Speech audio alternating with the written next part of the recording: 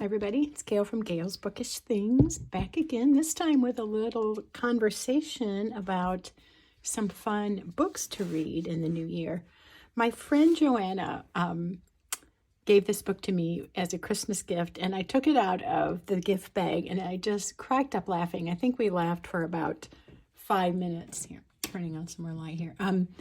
Because if you like the things I like, you'll see the humor of this. Your Guide to Not Getting Murdered in a Quaint English Village. So both of us enjoy a lot of similar type murder mysteries. Let's see, Father Brown, Poirot, Foyle's War, Midsummer Murders, and so forth.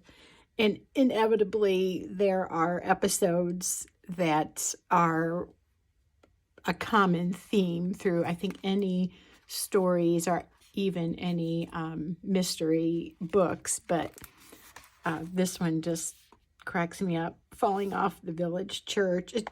It's just a lighthearted approach to like the somber themes of so many of these movies, but it's just hilarious. It's good for a little laugh.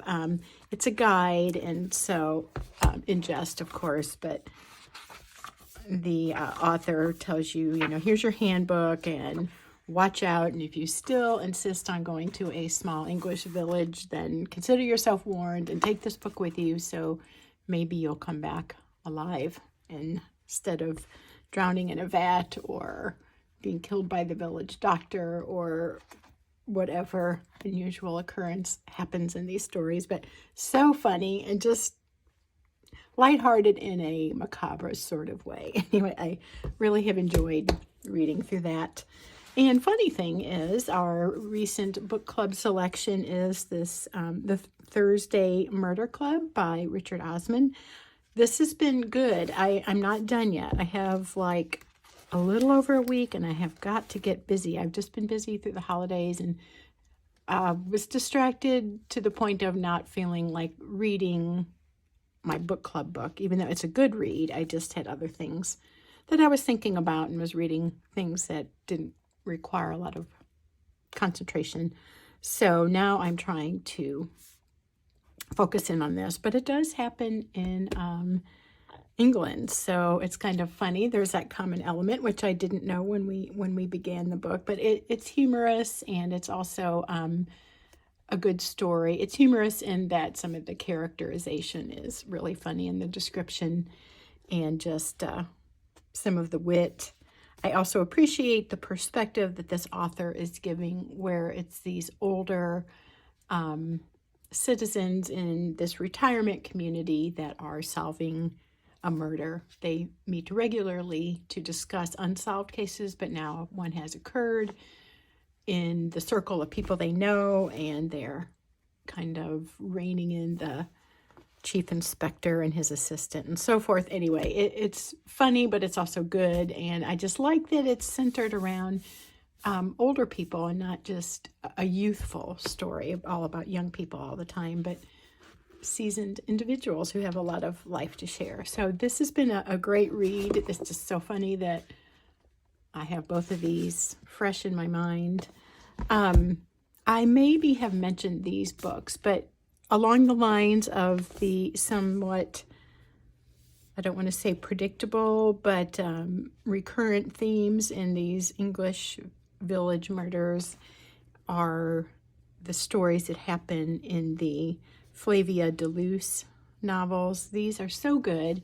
This is the first one in a series of 9. Alan Bradley, as you can see, is the author, and the heroine of the story is I think she starts out being around 11, and so she's kind of a chemist of sorts and a mystery solver, and she always gets her nose in where it doesn't belong, but she always has evidence and insight to offer to the inspector, and so she's kind of her own little mystery solving person. It's a sweet story. It's funny. It's not a funny book, but there's humor in it, and you see the story from her point of view, I think, primarily, and it's sweet, and there's a little bit of sad stuff that happens in the series. You kind of feel sorry for At least I did. I mean, some of the people that I know that have read it are like, oh, I can't believe, that happened. But it's just so good. It's just such a fun series if you like British murder mysteries. And then last but not least is just something that I want to thank Chris Saenz out there. She's in the pen community, and she suggested this author, Jason Fung. I've been watching a lot of his videos, and I started the intermittent fasting, I guess with the new year on January 1st. So far, so good. Haven't weighed in or anything yet, but I'm feeling good. I feel energized and really not too hungry. So it's been good. I'm just trying to get down a few pounds. Well, at least 10, hopefully more, but that's where I need to be. So anyway, at least need to be. This is a handy guide to the whole idea behind fasting, why it can be good for you, what it can do for you. So I just put some tabs in that just kind of summarize the kinds of foods to focus on. There's just some tips here. So I just do these so I can find it readily. And then the reference here is just different things to have while you're fasting or different kinds of fasts. And there's some recipes in the back too of low carb, healthy meals or made dishes. And the bulletproof coffee was also mentioned in there too. So that's just out there, FYI, if you're looking into that. There's a ton of information I'm finding on YouTube. Dr. Fung has countless videos that are super informational, very helpful, very encouraging. Seems like a very knowledgeable man and knows what he's talking about. And so this seems to be a good fit for me so far. And I just wanted to put in a little plug for it if that's something you're thinking about. Oftentimes in the new year we are. So that might be a method that works well for you.